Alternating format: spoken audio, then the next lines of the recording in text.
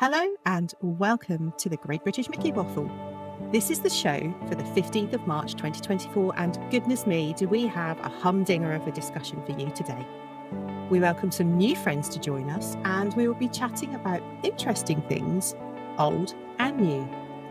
Dust off your Disney history books, grab a drink, a snack and settle in for something quite special.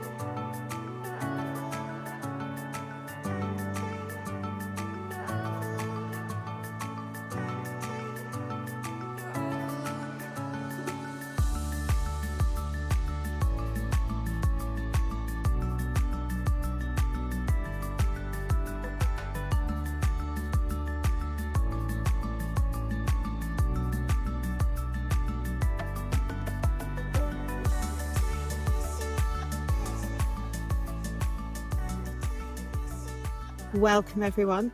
I am Claire and I have been allowed to host today's show and I am absolutely going to behave. First time for everything. One day that will happen. Yeah. I almost kept a straight face.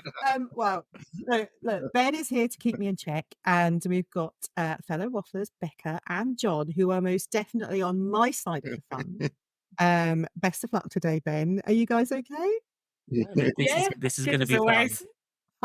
Yes, It's going to be a really good show. Yeah, I hope so. I think the top is going to be awesome. So this month, we are really excited to introduce some new friends, or as they say, Ohana, because we are welcoming to the show Matt and Krystle from Married to Disney Addict Podcast.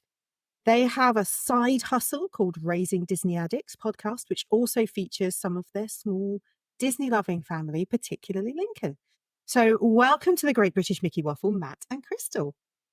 Hi there. Hey, thank you. We're so excited. That's a great introduction. I had the pleasure of joining you back on, I can't believe it was in December. It seems like 2 minutes ago, but it was months ago. So long ago.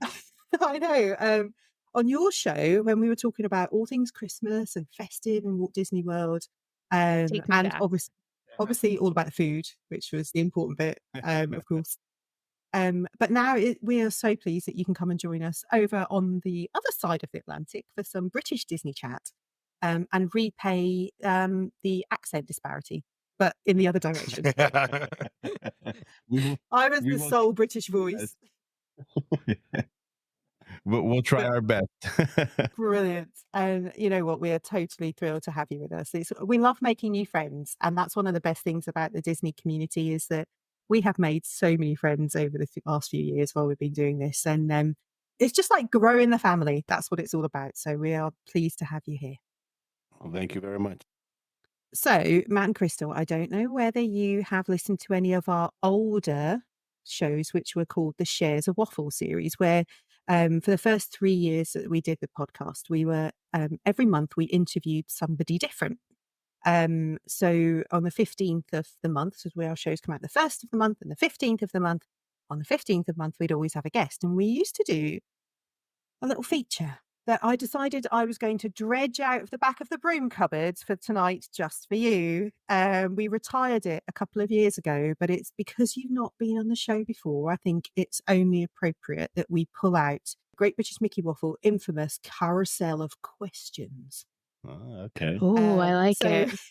You're just getting back for the lightning lane on our show. I got you. It is exactly like the lightning lane on your show. But we are unkind and we do it first before we've even got to know you. So we've got 14 questions for you. They are meant to be quick fire. You don't have to agree, just saying that we've had couples on this show before who I think may still be married when they didn't agree. But, you know, it's always a risk. I'll leave that to your discretion. You may just hear me say yes, dear, after all of the answers she gives. I think that's also happened previously, if I remember correctly.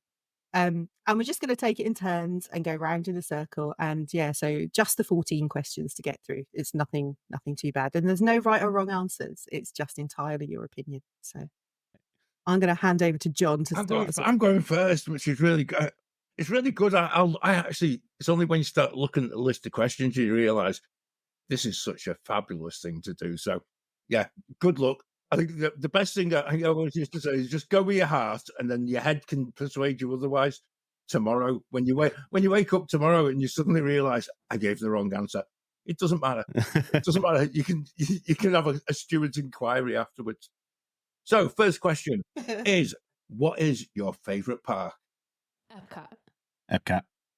Hollywood Studios is a close second now with Galaxy's Edge, but definitely still. Okay, question 2. A ride that you hate. That's easy for me. A journey into imagination. No, We it's just a did good a whole show one. on that.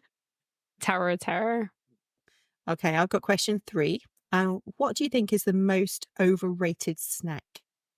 The churros. I don't get them. I don't get it at all.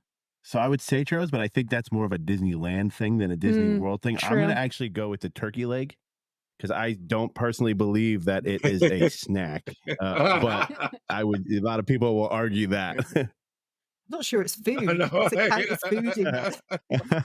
Is it edible? I've eaten them. They're not terrible, but it's definitely not like a snack. Like if I'm going to get that, that's lunch or something because I Lunch for a can't. family of 4. Yeah. It's weird. That's I don't think British people really understand the turkey leg thing. It's not something that we. Over here, it's only Renaissance fairs and Disney World. We don't eat turkey legs as snacks like at home or anywhere else. It's just a Renaissance fair and Disney World. Okay, that makes sense then. So, question number 4. What is your favourite transportation mode in Walt Disney World? Minivans. She picks the most expensive thing. I'm gonna go with the monorail because it's free. I like Crystal's answer. I don't think anyone said minivans before. No. I think you're the first person to say that is She Yes. absolutely loves it. It's part of our budget. I have to make sure I budget for minivans because she loves them so much. I have never done it. No. Maybe I'll do that on my own. Yeah, I'm thinking that, Claire, as well. I think it's just, we always look from afar, and again, you always go for the number on the minivan spotting and things like that. But we've never been in one. That might be. They're very nice. They are very nice. That might be something for the next trip. I think that might be quite a nice one to do. Right, next question. What is your favourite table service restaurant? California Grill. California Grill. We both agree on that Look at one. that. I was Yummy. quick out the trap for that one. That was a dip. Yeah, there's a couple close seconds. Yeah. But California Grill. Yeah. Okay. I'm impressed. And it might be the only thing we agree on. Okay, let's see if you agree on this one then. A resort you haven't stayed at but want to more than anything else on earth. So that's difficult because we've stayed at most. I think it's going to be Riviera. That's like one of the only ones we have not been to that I think we want to stay at. She hasn't been to many of the value resorts, but she does not want to stay there. So I'm going to say Riviera. Riviera. Who does that sound like? That's a Claire thing. Claire who's never set foot in a value resort. Until June. That will This change. year, I have to stay at Pot. The way I've said it, I like to stay at you Pot. have to stay. I'm half expecting at some point you to turn around and go, I've I've upgraded it. upgraded this to Coronado Springs. Totally will. If I can, I will. I have never set foot in a value resort, not even just to have a look. That's all I stayed at as a kid, but as an adult with Krystle, nope, that is not allowed. No, I think Krystle and I are on I'm the liking same this, way. Krystle. Yeah. I'm bougie. That is nothing to be ashamed of. I've got the best question of the lot. Halfway through, number 7. Which is your favourite car park? And the translation is parking lot. Yeah. So we do not drive. We've never driven there or parked a car anywhere on property. If we go, because we fly from New Jersey down and then we just rely on Disney transportation the entire time. Yeah. Okay. I don't think we can answer that one. Again, you're not the first person to say that. And weirdly, That's put us in our place. some people do actually. have a favourite. Yeah, let's put us in it. Oh, Yeah. that's all right. Yeah. I still have a favourite. lime every time. Just saying. I think we should ask each other these questions again just to see if we give the same, I know. same answer. We did them back in like 2019, Yeah, I think. I'm sure yeah, it's changed yeah. since then. Right, I'm going to move us swiftly on. Here we go. Typhoon Lagoon, Blizzard Beach, or Volcano Bay? Typhoon Lagoon. I've never been to, what was it, the third one that you gave us? Volcano. Volcano Bay, I've never yeah. been there. Yeah, it's the one up the road. But I'm going to go one with up the Typhoon road. Lagoon. In Okay. the dark place. Yeah. Yeah. The dark park. We don't go to the dark park. You will not allow us to go to the dark No park. dark park. So Typhoon Lagoon. I'm a lazy river kind of guy, so I like that one. Okay. Galaxy's Edge or Diagon Alley? Never been to Diagon Alley. We're not dark park people, There you go. but if I've gone to, I'd probably pick Diagon Alley because I'm a Harry Potter fan over a Star Wars fan. And I like am that. a huge Star Wars fan. I believe that Harry Potter is just Star Wars instead of laser sticks. They use wands. I am Galaxy's Edge all the way. Brilliant. I thoroughly enjoy that part of the park. Amazing. Question 10. Early morning or late night park visits? Late night park visits. Oh, wow. If I can stay awake. I was going to say, you don't stay awake anymore. I was going to say when we were younger, it was both because it was rope drop to close. Yeah, I would say late night for me. I don't like waking up too early. But it's difficult with the kids now to do either of those. But yeah, I like the way the park looks at night and the way it's lit up and stuff. So I'll definitely go late night. I have to agree. I think the best answer we got to that was from Lou Mongello, who just went, yes. Yeah, that's why he's the pro. Yeah, right. So, would you keep the magic or get backstage detail? I'm backstage detail. Like I love knowing how everything works and the building. I wasn't a Disney kid growing up. I feel like Disney kids like the magic. I got into it as an adult and I love we did the Keys to the Kingdom tour and we've done like the Wild Africa trek and getting to see how everything works. I love doing that stuff. I'm both. I'm still amazed by the magic, even though I've seen the backstage stuff. So both. Yeah, I like that. That's a nice way of looking at it, I've got to say. What's your favourite other podcast or vlogger about Disney? And we'll discount yourselves and we'll discount ourselves. There we go. Make it easy. It's got to be WDW Radio with Lou Mongello. That's the first, I think, Disney podcast community that we became like part of. And it's really what kind of inspired us to do what we're doing now. I think if you were to ask anyone in the Disney space, I think we've had that answer many times. Yeah. And, you know, Yeah. What's his nickname? The Podfather, I think. Yeah. I like It's it. like 14 years he's been doing, it's Yeah. just incredible. Yeah. Nice chat. Yeah. Okay. Would you stay on site or off site? Off-site's a place? I think that might be the answer. I agree with that. Yeah, it's definitely on site. It's definitely on site. We like the Disney bubble. We like we said, we rely on the Disney transportation and we know everything is safe and taken care of and it's all there. So definitely on site. I think it's interesting for British people because obviously we're often going for a minimum of 10 days or 2 weeks. And so interestingly, John and I are both off-site people. We are villa rental home people. We like on-site, but when you're there for 2, maybe 3 weeks, it becomes very expensive. Oh yes. Yeah. Yeah. Which is why we have DVC. Yeah. Right. Yep. Yeah, we have DVC as well. And our longest trip we did the 18-day trip over this past summer. But that was, it can definitely get expensive if you're staying on property for a long time. Mm. And I've got question 14, the last question. And I'm just going to throw this out. It is the most important question. And And the Most There's no controversial. pressure. controversial. There is a massive point of controversy between even the rest of the team here sitting on the screen. So, choose your words wisely is what I'll say. Although John is highly outnumbered. Not at all. Well, Not at yeah, all. maybe not. This could even out in a minute. Yeah. Could So, leave it out. which is the best show? Festival of the Lion King, or Finding Nemo the musical? Ouch, that hurts. Well, we have we have not seen the new version of the Finding Nemo show. Because No. it came back and it changed. We haven't seen the new one, but regardless, I've always been a Lion King kind of guy myself, so I enjoy the more festive atmosphere of the Lion King show. I have to agree. I think we normally pick Festival of the Lion King.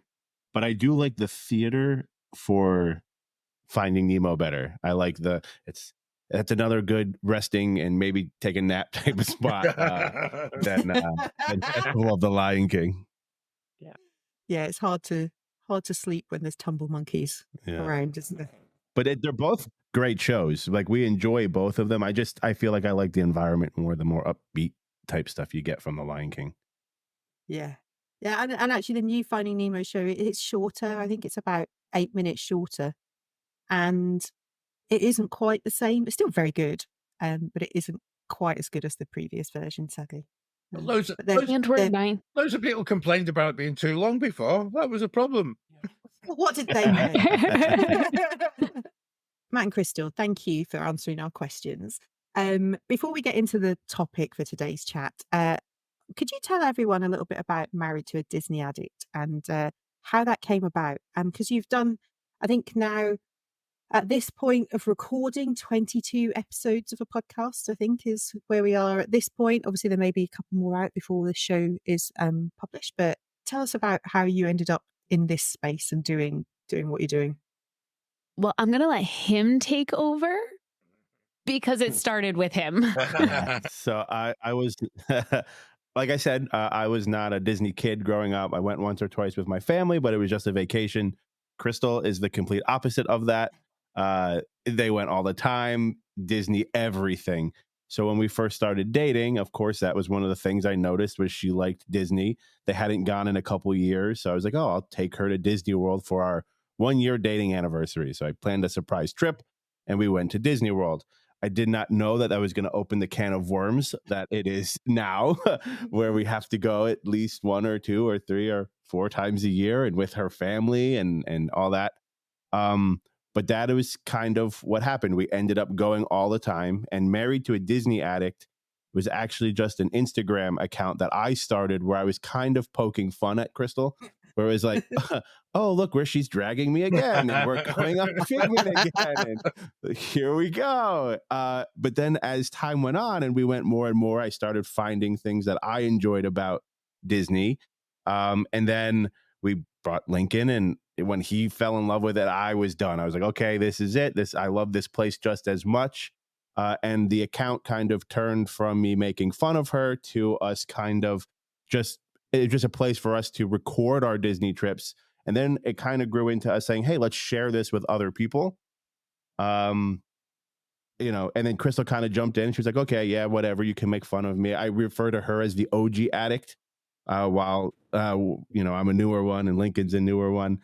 But the podcast really started. We met a lot of cool and fun, interesting people that became friends. And then, like Claire, you said, we call them Ohana. We refer to everybody as family, because it kind of feels that way. Like, even just meeting some of you right now, we instantly feel like we're friendly with you and we get along because we share, that passion of Disney. So we were like, well, how can we do more of that? And how can we talk to more people? And we said, let's do a podcast. And again, we mentioned Lou, right? Lou did it, and maybe we could do one and bring something different where we're talking from a husband and wife dynamic. And that's kind of what we've been doing. And the big thing is we like bringing people into the show. So we always have guests. Like Claire, you were kind enough to come on, and anybody who wants to, like, we don't have to invite you. You could just message us and be like, hey, I've always wanted to do a podcast, but I don't know how to do it. Can we do a show? And we're like, yeah, you can come on and we'll do that. So we just love talking about Disney. I know I just talked a lot. I'm sorry. I'm not talking on the podcast. Oh, no. It's fine.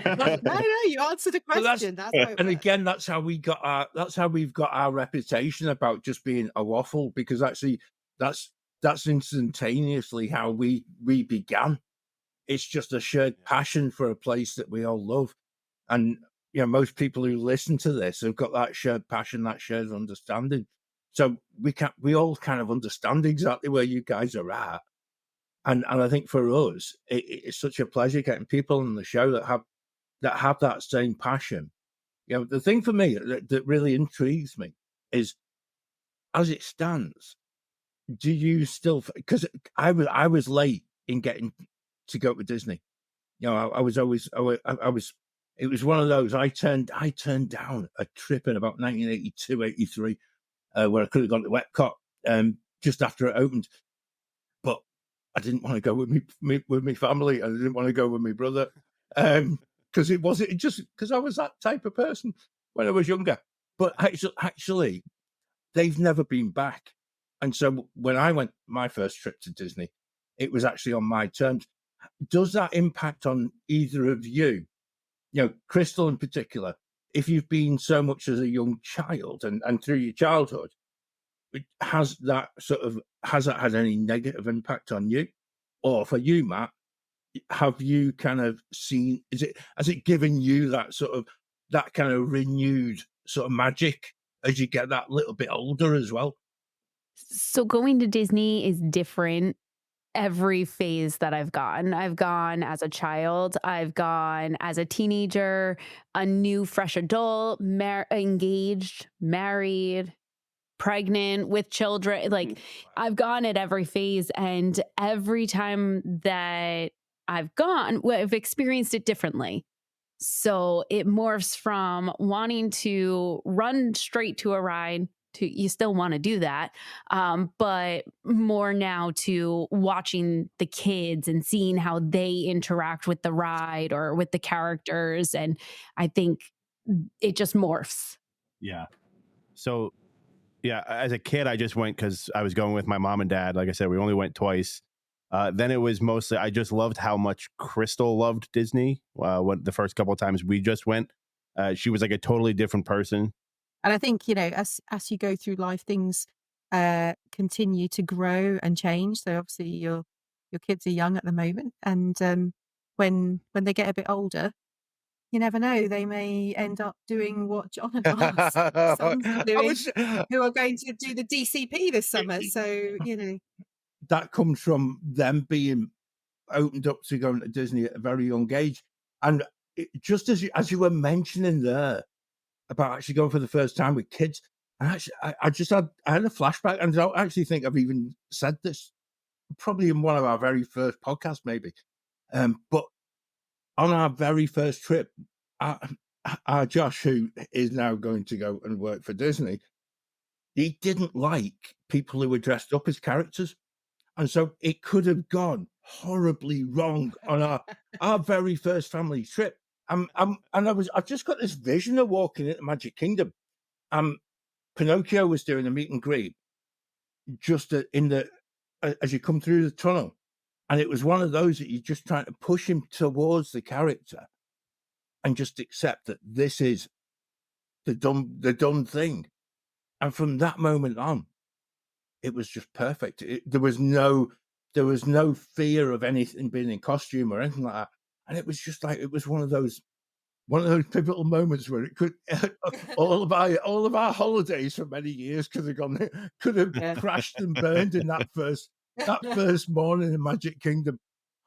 Although we could have just left him, you could have left him with the grandparents, and we could have just kept going anyway. That might have been an option. We definitely enjoy when Krystle's parents come with us, so we can once in a while shoot off and leave them with the grandparents. But we had the same thing with the characters. We were terrified kind of how Lincoln would react or how Landry would react. So we were showing them videos of the characters with little kids, like, before we went. And then the first thing we did was we always do a character breakfast, because they're a little bit further away. They get to sit, they eat, they're distracted, and the characters are like show up. And it's gone very well for us doing that. So that is maybe a little tip there. Do the character breakfast first. That's superb bit of advice. Really good idea. It really is. Yeah. Love that. definitely. I think there's another whole show in Disney with kids, and how do you keep them comfy? You know, I remember Millie was terrified of fur characters, so she would literally hide under the table at a character breakfast until she got to about 7. And honestly, I I would can understand that. yeah, particularly Goofy, because Goofy's so enormously tall, Yeah. and Tigger, because Tigger's so Yeah. um Right? okay. Yeah, he's so Tigger, Yeah. which is amazing. But we ended up one year because we were just like, this can't carry on. We can't keep doing this and her being scared. It felt really uncomfortable. So I bought her an autograph book so that she would have to go to the character and get an autograph. So there's a distraction. And actually, that summer was so groundbreaking. So, there's another tip. We bought her an autograph book, so she waited in line and she held it out to Pluto at arm's length as far away as she could. But, Pluto did the usual thing and gave it back by balancing it on his nose. So she had to go a bit closer. And from then on, it was absolutely fine. It was brilliant. And that was like a massive groundbreaking moment. So, and since then it's all been good. That's a really good point though, Claire, as well, because actually I know we're slightly deviating from I know, from our this is not the guests, topic that we're talking but about. People. Just so you know, this is not actually, today's chat. for young children, having that other purpose to being in the park or being in a restaurant changes their whole mindset, and it doesn't become one of fear. All they want is that autograph. There's a target. And it really changes the mindset, and it's a really good thing. And I think if any parents watching this or listening to this, and actually you're thinking you might be in that same position that both myself and Claire have been in, and possibly Matt and Krystle as well. You're trying to make sure that holiday is the best you can possibly make it, and you're not sure how your child will react. That's a really good way of just breaking down that little barrier that might exist as well, isn't it? Yeah. It works for us anyway.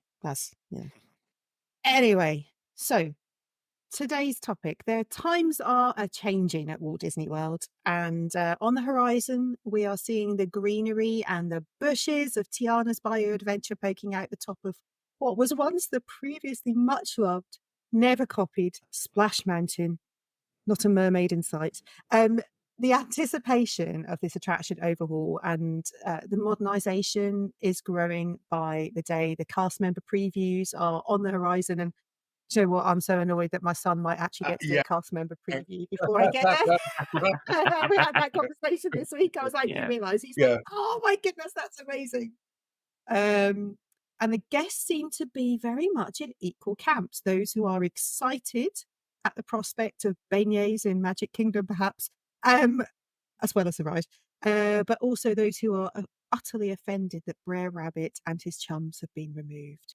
So I think it's a bit of a regular phenomenon in theme parks, isn't it? That Disney, in particular, that as guests we get quite passionate about our favourite attractions, restaurants, stores, when they're dissolved or replaced. So today, our topic is we're going to discuss things that have been changed and whether we think the replacement is better or worse.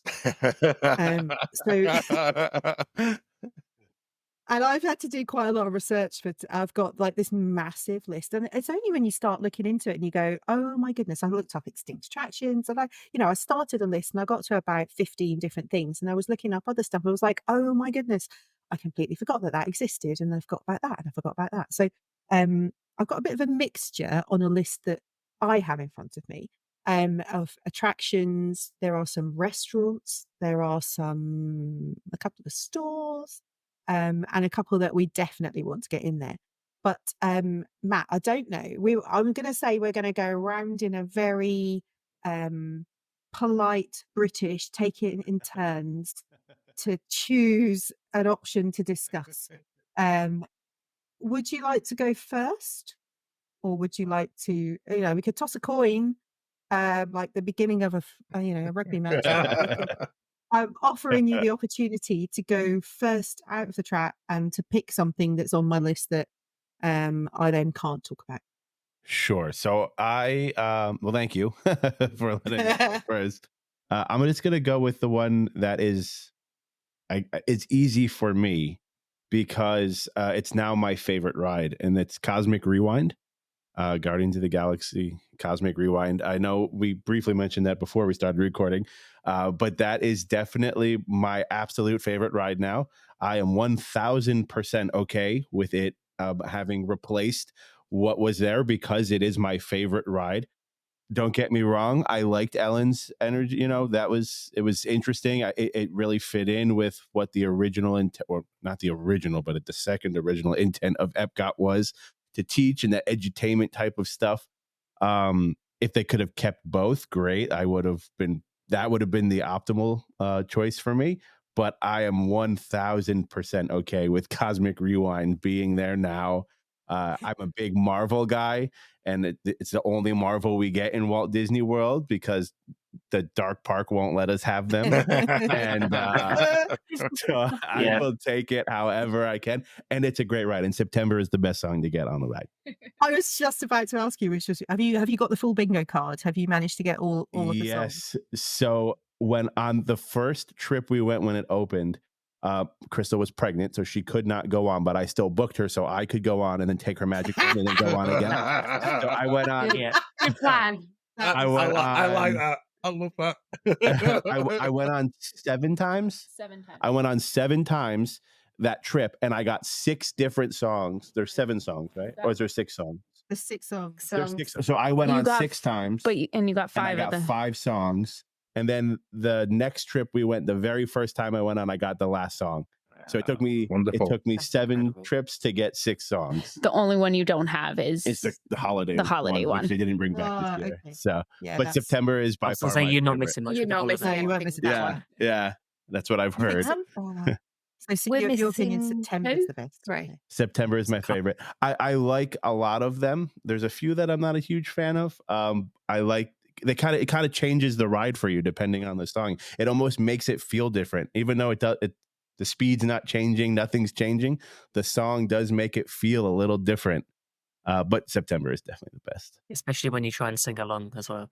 Yeah, you have to sing yeah. Actually, sing along with all of them. Yeah. But I agree with you. It does. It feels the pace of the ride feels different depending on what, and also the audio of the attraction whilst you're whizzing round sometimes is more audible than others. Like Everybody Wants to Rule the World, you can definitely hear Drax and Rocket's conversation much better than you can if it's Disco Inferno. I am one song down. I haven't had Flock of Seagulls. My family have had it, but I haven't. But it's the only one that I'm missing at the moment. So one day I'll get them all. You've been on we're one? still missing Conga. Yeah. Can't remember the other one we're missing though. That's okay. Not one of my favorites. The one we seem to always get is One Way or Another. I love that one. Yeah. I've ridden my one favourite, time. so- So You've just the ones for you, Krystle. Which song did you get? Yep, One Way or Another. I've ridden It's a one great song. time, and that's the song I've gotten, and I'm okay with it because it's like my favorite song. So I'm good. I never have to ride it again. I'm happy. So I think, Cosmic Rewind it's probably arguably the best attraction in Walt Disney World currently. Far outstrips Tron, let's face it. However, Universe of Energy was a particularly fantastic concept in terms of the theatre that moves. And John, I can see you smiling because I know that you're with me on this. The whole sitting down in a theatre seating arrangement, and then you move around, you move into an attraction. I have very specific memories. I first went to Walt Disney World in like 1991, I think it was. So I was a teenager. And I have a really, smell is like a memory that really sticks with you. That move from the way they did the first initial, this is the original Universe of Energy, initial welcome to the show and explained it all. And then you went through those big doors into the bit with the dinosaurs. The smell of like the dry ice and whatever smell it was, I wish someone did a wax melt of the Universe of Energy smell.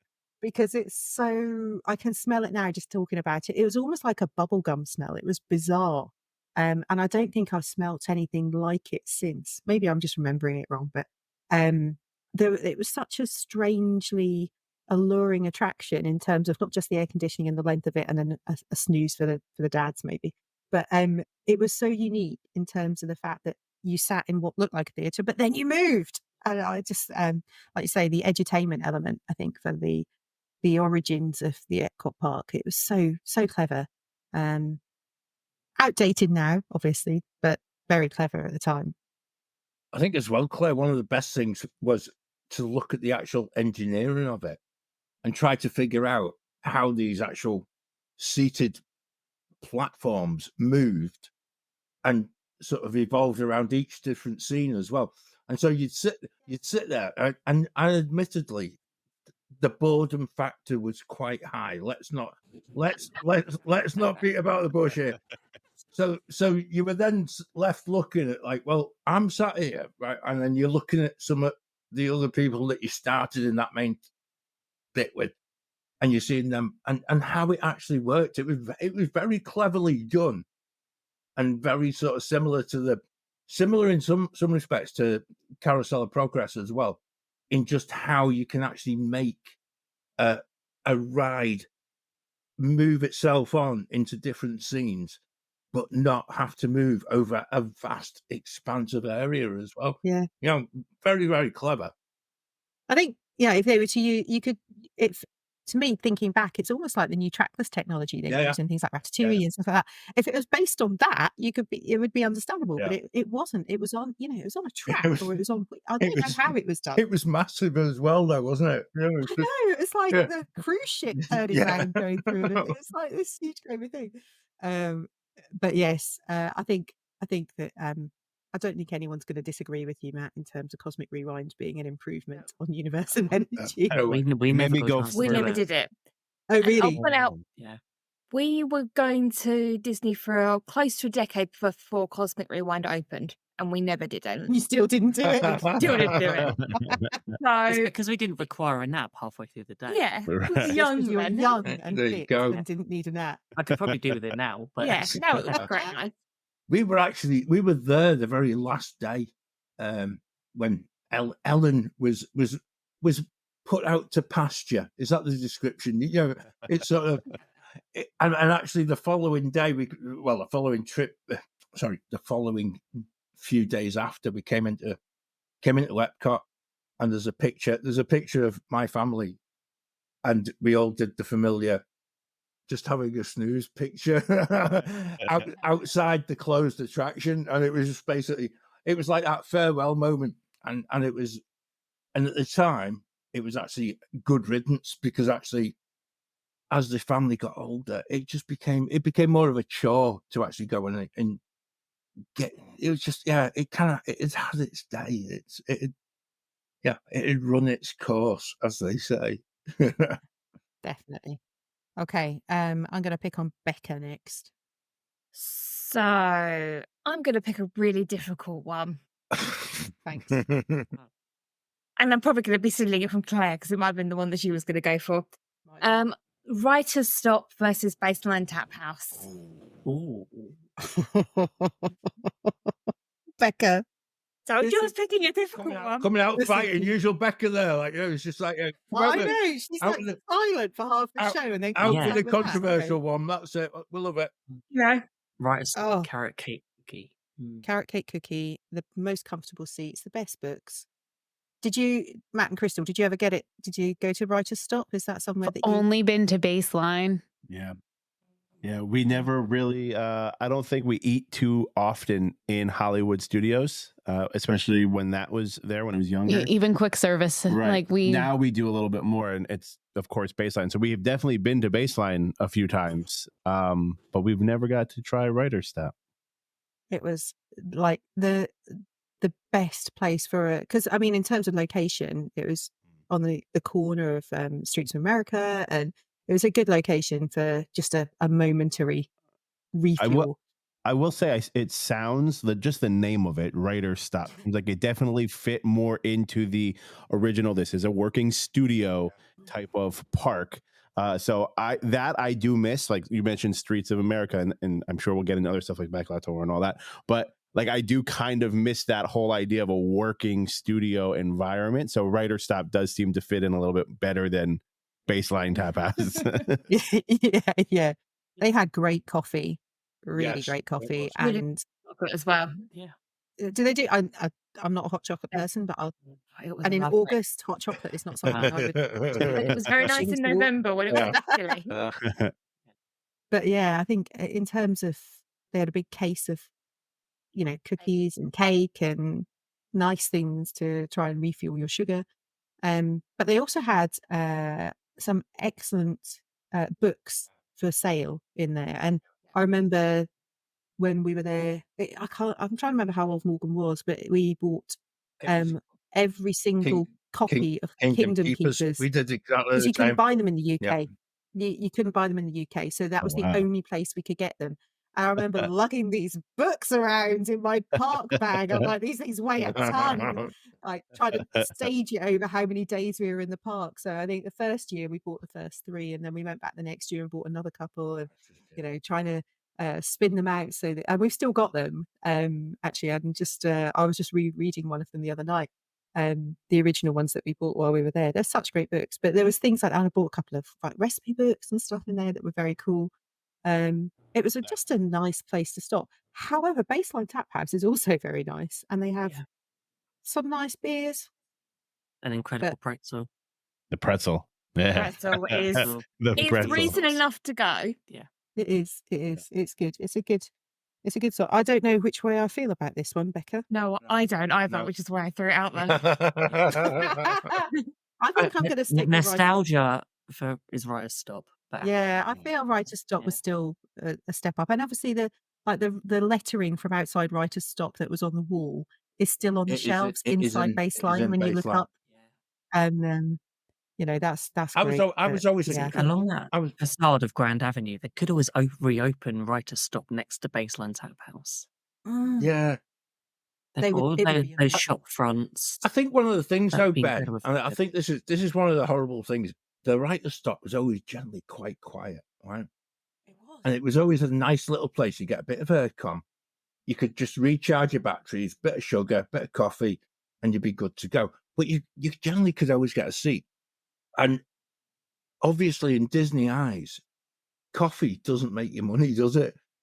And unfortunately, the merch that they had, and way back in the day, it was some of the most amazing merchandise you could buy in there, which was, you weren't going to get that anywhere else on property, and yet you could get it in the Writer's Stop, and it was brilliant. It was a go-to place, but it probably didn't turn over enough money.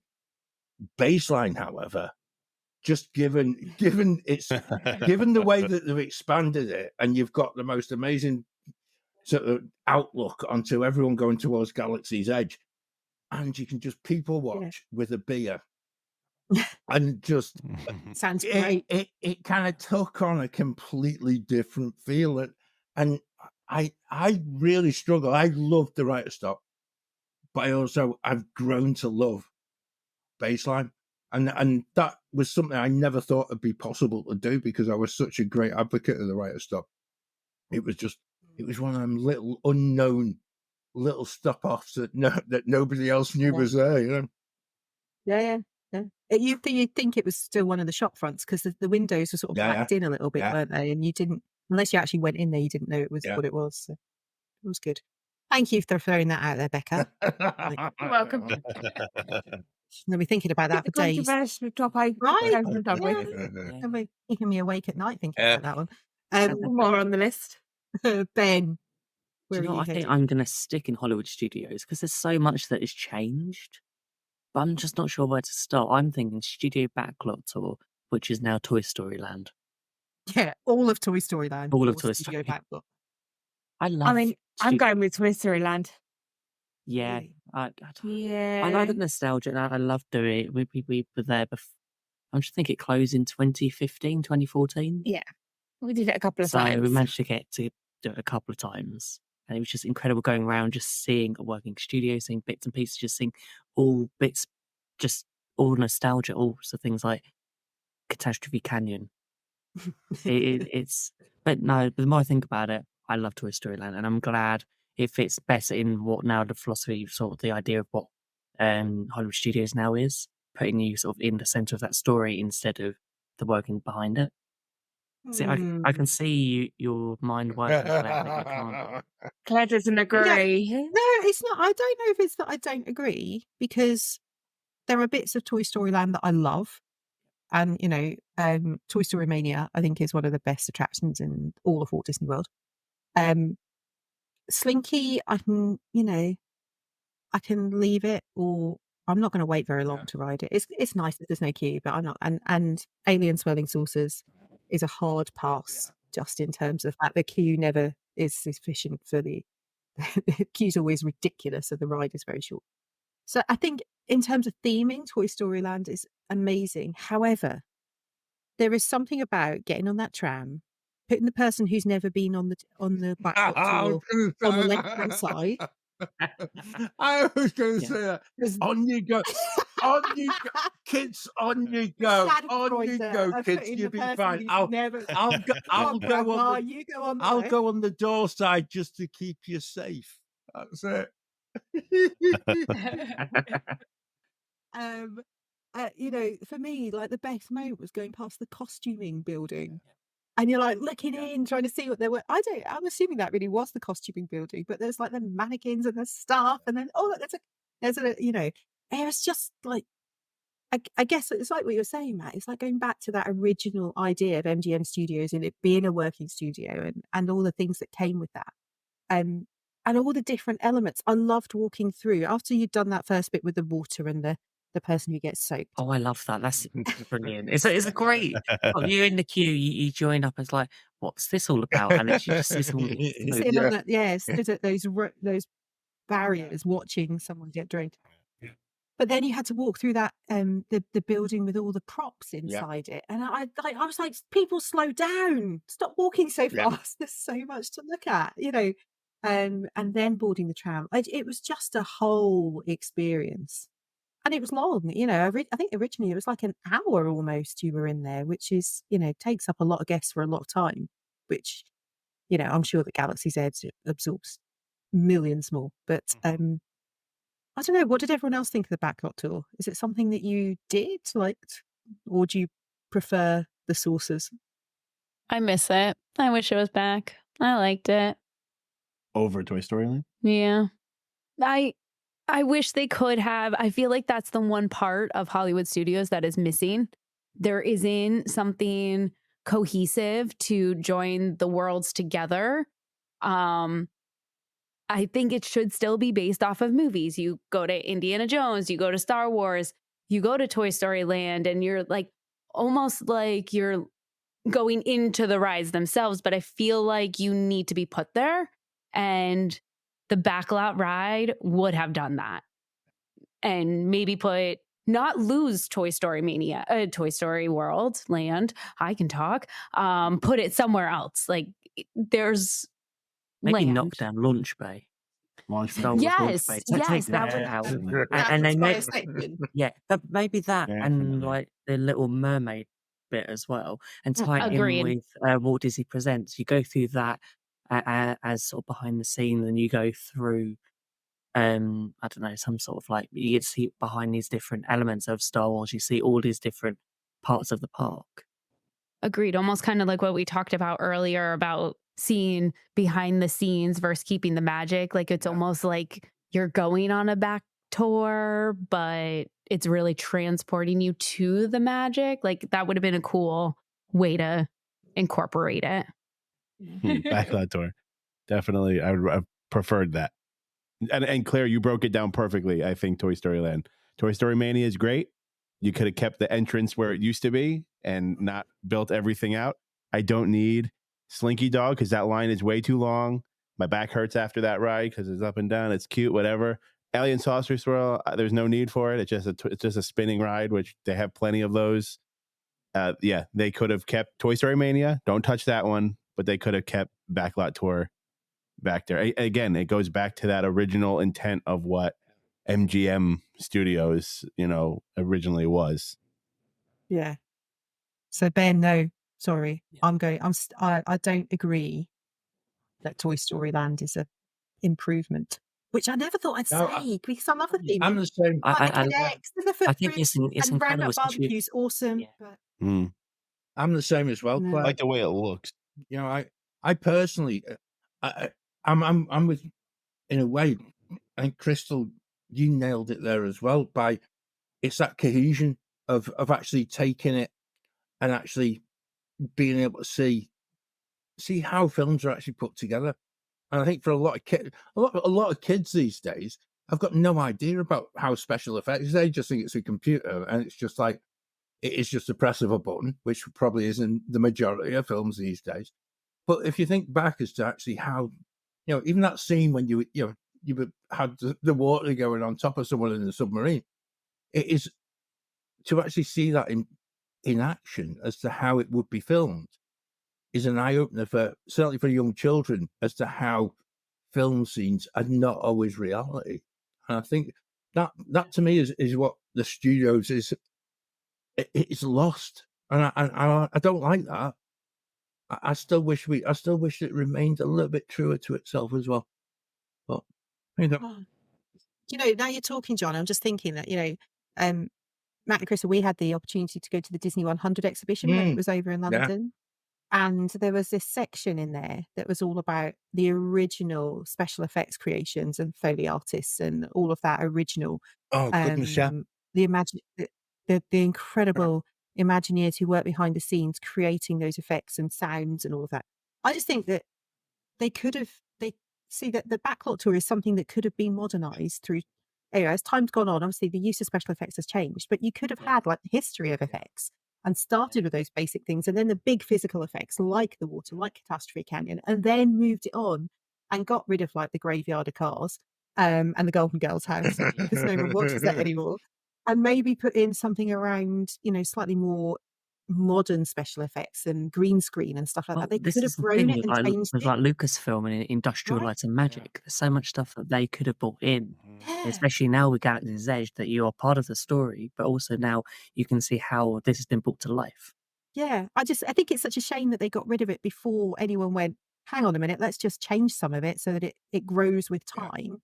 And it's not just a stagnant, half of airplane.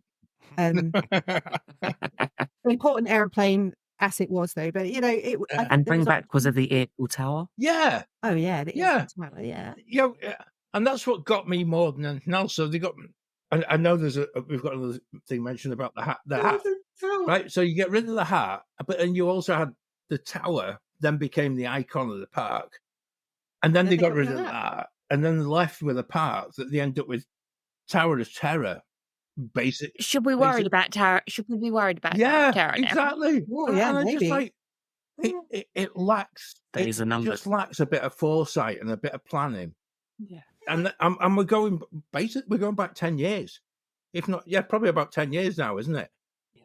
Nobody had that long-term plan as to exactly where we were going with Hollywood Studios, and I think that's a real shame because, they lost a lot of the sponsorship part of it with MGM. We lost the Great Movie Ride, but actually, everything could have just evolved and could have been made still down that studio side if someone had that little bit of patience in the actual timing of it, rather than going straight in with the digger to put Galaxy's Edge into place, isn't it? Yeah. Oh yeah. Oh, that was yeah. I missed it. I didn't realise how much I missed it. I didn't either, Claire. I could see us doing a Wednesday on this as well. Yeah, I think we should. I think we'll do a live show about it at some point. Homage, dude. Krystle, do you want to go next? And you can pick something to talk about. Do I keep us in Hollywood Studios? I feel like I should. And Runaway Mickey, the Minnie and Mickey Runaway Train, or Great Movie Ride. Oh, no, that. This one hurts my heart. I'm sorry. I'm just going to say, Great Movie Ride. Well, I'm going to say Wizard of Oz is done. Mickey Minnie's all away. See, Great Movie Ride was a bit like Backlot Tour in that it needed updating. It had become stagnant. Yeah. There were so many newer films that had been out since that ride was originally done. And yes, all the rides in it were classics, but how many of those films had younger children actually seen? Especially Alien. Yeah. Which, even as an adult, scared the hell out of me. That thing on the scene. No. So just imagine how terrifying that would have been for a 5-year-old. I think the Sigourney Weaver animatronic was more scary. I don't remember the Sigourney Weaver animatronic. I just miss the cast member portion of it, like the acting that they got to do and that interaction you always had with them.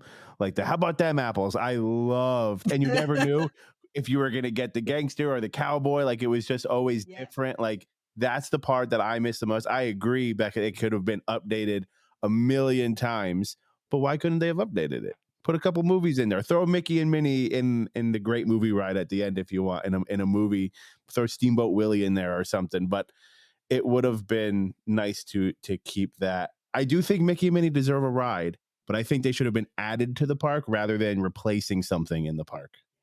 Yeah. I love Mickey and Minnie's Runaway Railway. I think it is such a clever attraction. And the first time I rode it, I was literally, my chin hit the floor. I was just like, I need to go and do this again straight away. It was, that song is imprinted in my brain. It will never ever leave. I love it. I think it's so I think it's incredible with the it's kids. really it's a clever attraction. Yeah. And I'm now at the point, having ridden it so many times, I'm now like looking over my shoulder, looking at where do they flip the scenery and how do they change it? And, I got to the point now where I don't need to watch what's happening in front of me. I'm looking at what's going on behind me a lot of the time. But I love riding it with people that haven't done it before. And watching people when you get to the conga moment and everyone does or doesn't. Yeah. I'm a definite dancer at that moment. I think it's really clever, but just like you say, Matt, they could have put that somewhere else. That didn't need to go in the Chinese theatre. That could have stayed, because that whole movie ride really was the heart of Hollywood Studios, or MGM for me. And like you say, you never knew you were going to get the cowboy or the gangster. Most people got the gangster. I don't know many people that got the cowboy, because it seemed to only be when it was at capacity that they'd roll that out. Yeah. I definitely had both. But like the cast member at the front doing the interaction with the person on the back, it was just so much fun. And it was, I think the cast members loved it as well. From what I hear, they enjoyed the attraction. And the number of times that I sat there at the end trying to write down, literally with a pen and paper, all the movies in that clip at the end with all the different things. Like all these films that I've never watched, but I obviously have to go and watch. And I've still got a list on my phone somewhere that I wrote whilst I was watching it, trying to remember them all. But I need to watch this, and I need to watch this, and I need to watch this. I've never watched that. And yeah, it's such a good attraction. Such a good attraction. That whole the entrance plaza bit where the lights and everything. So iconic. Yeah, it just fit. You're walking into a theater, a movie theater, to have the Great Movie Ride in there makes sense. And Ben, you mentioned earlier we have that whole launch bay over on the side where Mickey and Minnie could have fit right in over there somewhere, instead of that big empty shed for stroller parking thing that they have in the middle. That's basically all it is now. And don't get me wrong, I love meeting Vader and Chewie, but that could be over in Galaxy's Edge easily. And then Mickey and Minnie could have been over there. I've got a really horrible thought here, though, guys. As you've been talking, it's dawned on me. We were actually at Disney when Ellen closed. We were there for the closing day of the backlot tour, and we were there for the closing day of the movie ride as well. And when you go in the summer, do not ride anything. John's like the Grim Reaper. He just shows up, and all of a sudden rides are dying. I turn up. John, ride figure. Yeah. They might get updated. But as someone who loves the history of Disney, when somebody tells me that a ride is closing and you're actually on holiday at that time, you've got to go and ride it on the last day. And that, for me, I think we were the second last backlot tour, because I had it in my mind that that's what we wanted to do, just because it's that you want always, when something new opens, everyone wants to go and ride it, be the first to ride and be there. But when something closes, you also want to go and say goodbye as well. And I really, it's just dawned on me, for the three of them, I think we were there, and we went on last day. No, I'm thinking that, So, yeah. What about Stitch? Were you there for Stitch's Great Escape as well? No. No. Would you have gone on that one on the last day? Or the birthday. I quite liked that. I thought it was quite funny, but it wasn't. You know, I think if only that we could always play that same clip when we had was it John Sicari on the show, Yes. and his impersonation of a British family, and that will stay with me forever. Forever. And I just like, it makes me giggle even watching back. I think we did it for our 100th show and stuff like that. It was just amazing. Not just his English accent, which was immensely impressive. Very good. But the moment about Mummy, Mummy, are we in danger? I was just like, it would. I'd love to just go and do Stitch's Great Escape again, just to sit through that Just same that. moment and just put that whole bit into play as well. You know. Yeah. Go on, John. Have your moment. Where were you I'm gonna be. Right, okay. You know where I'm going, don't you? I know. You know exactly. Yeah. So we're going to Epcot, and we're going to enjoy the last bit of the day. So we've got fireworks, a choice of fireworks. See, Ben knows I'm going on this. Illuminations versus Epcot Forever versus Harmonious. Do you need to add Luminous into that? Or... I haven't put Luminous on there because I didn't think that any. I don't know. Did Matt and Krystle, have you seen Luminous? Yes. Oh, okay. Let's add Luminous. None of Let's us add have seen it Luminous yet. onto it as Yeah. well. Yeah. There we go. This could be good. Mic drop moment from John. Again. And Illuminations Reflections of Earth version. Ooh, obviously. Yeah. Let's not complicate it, Claire. Yeah. As long as it's followed by We Go On, it doesn't matter, does it? and that's it. As long as yeah, that's the tune after. Well, I'm going to start with that because actually, it's the music for Illuminations. It's the whole build up. It's the whole bit about meeting around the campfire that I absolutely miss like mad. Yeah, it's just and that whole bit of like just blowing the light out at the very start of the Jim just Cummings beautiful, blowing out a just candle. beautiful. I mean, who knew that moment would Just be so iconic? beautiful. And irrespective of the fact that yes, in latter years, the Globe badge was just not quite. It just basically technology caught up with it, right? I understand that. I can deal with that, but just replace it. Make it new. Don't just call the music and the again. I'll use the word emotional attachment of everyone who's ever been to Epcot, and you chuck the music away, and suddenly you're just left sort of singing along to songs from films. I don't get it. It was something that was uniquely Epcot, and something that when you came home after a vacation, you still got this bit of music in your mind, and you're suddenly thinking, I need to listen to that again because it reminds me of a time and a place. It doesn't remind me of a film. It reminds me of a time and a place. And that for me is the bit I really miss most about Illuminations and Reflections of Earth. And as Claire said, walking out the park, singing, We Go On. It's just like, it just is just a beautiful thing. But You get in the car when you get back to the UK and find your 4 Parks, 1 World CD set. yeah, and that's it. But I know what you're going to say. So we only did Illuminations, Reflections of Earth during its last few years. Didn't you go to the last? Oh, John, you went to the last night of Illuminations. God. didn't you? they did, didn't they? It was their fault. This is not my No, fault. we didn't. we did. We did the last night of Wishes. Oh, okay. God, we're not doing very well here. We're seeing up an awful lot of stuff. We are attraction And killers. I have to say, I didn't like Illuminations. I know. Tell you what, Ben, you're in Whether that's in just trouble because tonight. Becca's it being was- argumentative and what it was. spoiling for a out fight. of the three of them, I actually liked Epcot Forever the best. Yeah, cool. I It's liked like the first iteration of Epcot the Forever, first where it had iteration of Accurate. Epcot Jet Forever. skis and pikes. Because what I liked was that it was basically telling you the story of the history of Epcot. And I liked that about it. I liked that it was still Disney focused, but it was Disney park focused rather than Disney film focused.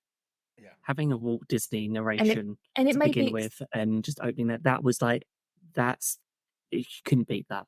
And then it was one that was Spark, Figment, and it was just bits of Epcot that I hadn't ever heard of, like Veggie Fruit. And it was just, there's so much stuff in it that I just like, it was just so nostalgic. and because this was when Epcot was first going through its transformation, it made me excited for what Epcot was going to become, if that The- makes sense. Interesting Walt- silence after that. I know. The I Walt don't think anyone Disney. ever forever they mentioned how many walls were going to be put up. They but, didn't. Rafters walls. yeah. The Walt Disney opening of Epcot Forever is my favorite piece of all of those shows that you mentioned. Hearing him, because I feel like we need more Walt in all of the parks and we don't get enough Walt. So hearing that, when they announced Luminous, right, I had so out of all the 4 Illuminations, that's the one that I would love to see come back as Illuminations. But I had hopes for Luminous, which we saw on our most recent trip, that they would have kept Walt, which they didn't, unfortunately. And because the name Luminous Illuminations kind of close, I was hoping maybe Aspects would come back. It didn't. I don't mind any of the fireworks or fireworks, and Disney does fireworks pretty well. But Illumination should be definitely back.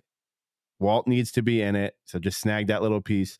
And the whole idea of we need to put IP, we need to put Disney songs into stuff, they need to do that at Hollywood Studios. Hollywood Studios needs a nighttime fireworks show that's not Phantasmic, that is all of the Disney songs, throw it up how they used to do like the movie one on the theater. Do your Disney thing over there. That's where that should be.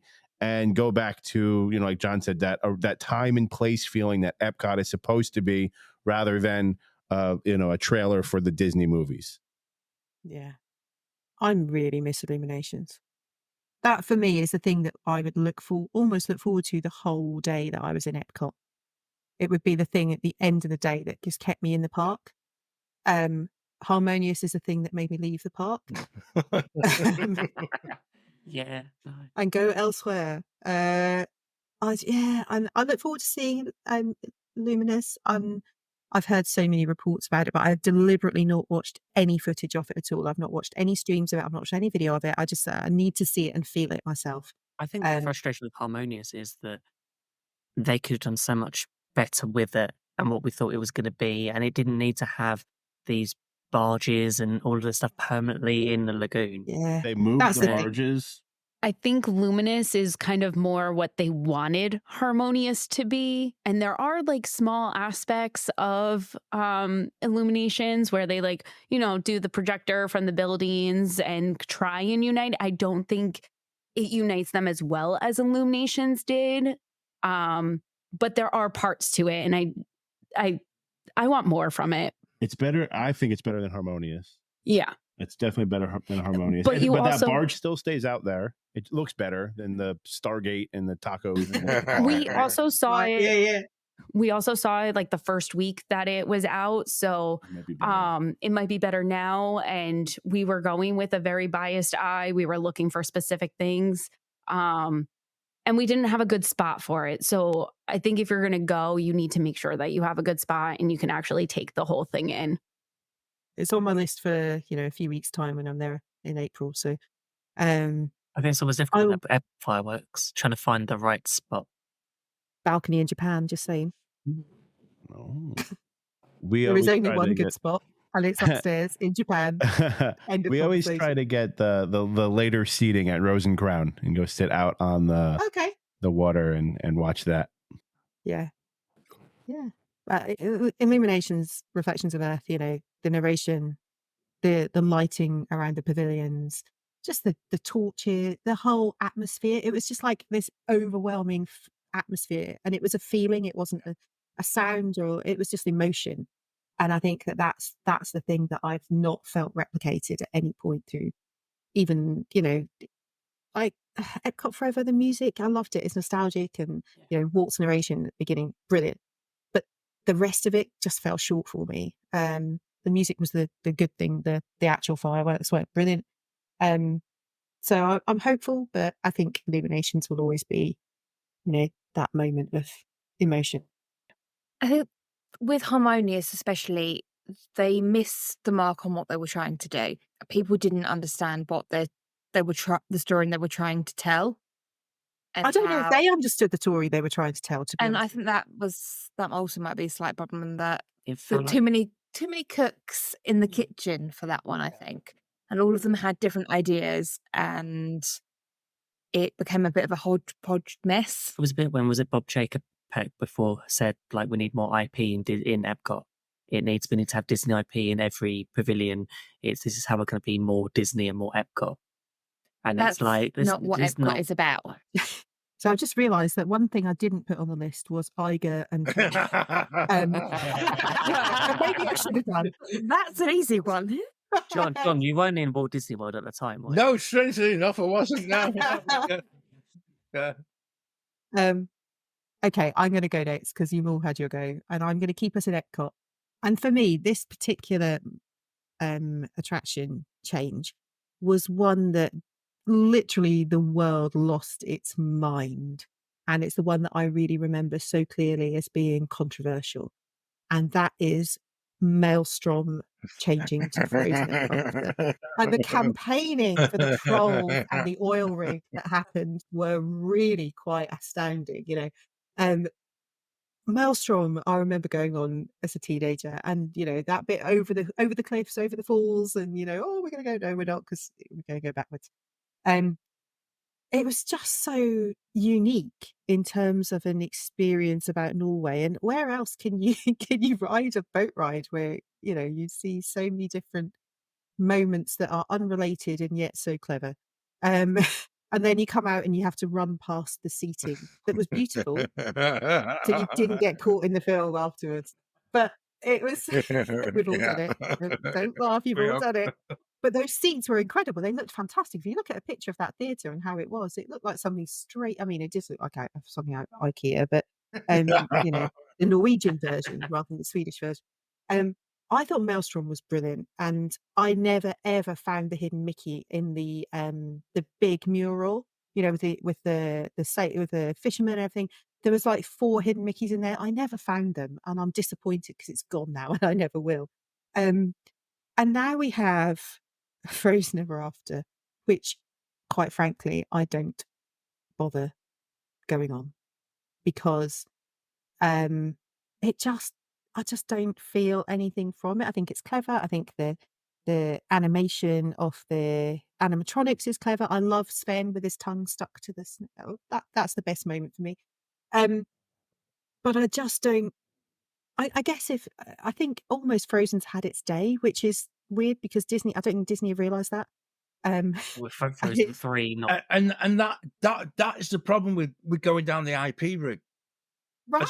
As opposed, Norway's still live and current, and everyone loves And it. No one's decided they've had enough of Norway. and the bit about where Epcot, I know we've again going over what we've already discussed, but it's why sort of Universe of Energy lasted such a long time, is because it was timeless. Because even as technology kind of went on, it kind of still remained relevant. But when you go down the IP route, once a generation goes, you're now talking of those who watch Frozen and now probably some of them will be taking their own kids, and they'll be like, "Oh, we don't watch that anymore. We watch Bluey.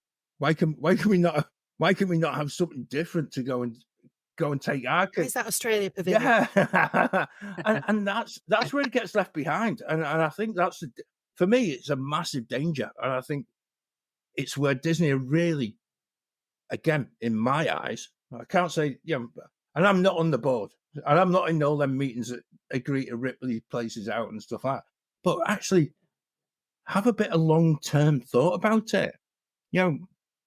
I'm not, I agree. You've either got to suck it up and it be outdated and nostalgic and retro, looking at you, Tomorrowland, or you've got to be prepared to update it. And I worry that these things have a shelf life. There are trends, there are changes. If it means to make more attractions like Mickey and Minnie's, where they could easily change them. Going to argue with the other way. told you. It's I nice. told you, Claire. Ben's And I'm going to give in you trouble. maybe Ben's 7 in words, trouble. however many words it is. Snow White and the Seven Dwarfs. 1937 Yeah. has an attraction. Not in anymore. Magic It's called the Kingdom. Princess Pavilion now. No, It was ripped out. Seven Dwarfs Mine Train. Yeah. Oh, okay. Sorry, I was thinking of Snow White's Scary Adventures, which is No, now but Snow White meet and still greet. technically has an attraction. That film still has an attraction. It's And it's in one of Magic the- Kingdom. Yeah. It's I one think of Right. that's the difference. That is That's one the of the difference. Disney's attractions. Also, Snow White didn't have 2 sequels. And you didn't have Like, two sequels. this is why, like, it's the Disney film But it was the trilogy first animated. I don't think you can versus- compare Snow White to Frozen. Rapunzel. Has a bathroom. What Yeah, bathroom. what things have got a bathroom? Right, Buzz Lightyear, Toy Story. Best bathroom in Magic Star Wars. Oh, brilliant. No, I think we're on. I don't I think think I would- Frozen is too much of a niche. It's just another princess, right? Which is they have them everywhere. So like saying Star Wars, right? That's a huge, completely different thing that you don't get you don't get that anywhere else. Anywhere else, right? No other park can have Star Wars. Other parks can have princesses. Disney has princesses everywhere. For Frozen, we don't really go on it. We have 2 boys. They're not really into Frozen. My son's not a huge, let's go learn about the culture of all these countries, but he does like going around and seeing things. And I hope he will get that way, right? I'm a history teacher. That's what I loved about Epcot. And I think that's one of the overall themes we're talking about. Epcot is different, or was different, from any other theme park in the world. It was not a thrill park. It wasn't like anything else. It was Disney could say, we are the only ones with this. And it drew people in because I could take my kid there, have fun, teach him some stuff. And he couldn't do that anywhere else. By taking away things like Maelstrom, which is just a fun way of convincing my kid to go learn about Norway, and saying, here's Frozen. He's going to go, okay, there's no point. I can go anywhere else and do a ride like Frozen. I couldn't go anywhere else and do a ride like Maelstrom. Don't get me wrong. I don't think they necessarily should have changed Maelstrom for Frozen. I think they should have done what they did with Remy in France and built a whole new section and added to it. But I don't necessarily think that just because Frozen 1 was out 10 years ago, and it's only been 10 years. Yeah, because I remember going to Minnie's birthday. Do you know, It's I like agree what you with said. you. out and over I don't and think it's out and over and done with, and no one's going to love it anymore. Yeah. I don't think it's the recency problem as of right now, because it is still relatively new and there's still a fan base and there's still a long line for the little, but who's going to that ride, right? The families with little girls that want to go see the princesses, right? Lincoln and Landry's the only one out, but Lincoln's not like, Dad, we got to go on Frozen, right? It's very, very niche to that specific group that is going there that can get that, like I said, from other places. If there was nowhere else where you can go meet princesses, if you couldn't go have dinner right next door, if you couldn't go to Magic Kingdom and see them everywhere, if you couldn't go to Bibbidi Bobbidi Boutique and dress up like one, I would get it. But it's just weird that they're very, very much changing Epcot. And what it was, it was already changed from what Walt's original idea was to make it a theme park rather than an actual city. And I feel like the original Imagineers that did that change tried very hard to keep his intent into a theme park, and then moving away from that more, it hurts a little bit to see that. Like, I want them to keep Walt's heart there, and we're losing that a little bit. I think there's a right way to do IP in Epcot, and I don't think sometimes it feels like it's forced. And I think with Maelstrom to Frozen, it felt it was just Frozen's popular of the day. There's a 6-hour queue to meet the princesses in Magic Kingdom. Let's change an attraction. And I think that's probably why so many guests and Disney fan base lost their minds about it, because it just didn't feel right. There are some IPs that work. There are some but this didn't fit well. And Matt, you're talking about being a history teacher and trying to encourage a child to think about. There was nothing better than seeing the oil rig in Melbourne. Tell them, What is that? tell them, my kids, you see the Tree of Life. that's what it's built around. Yeah. You know, Yeah, trying yeah. to explain. You know, we're Yeah. connected.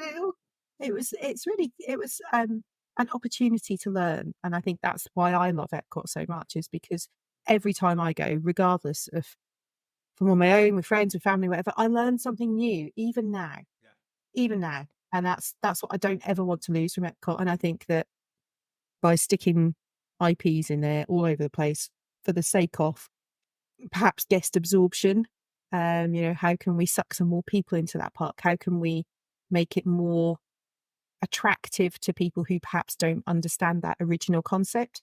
That for me is sad.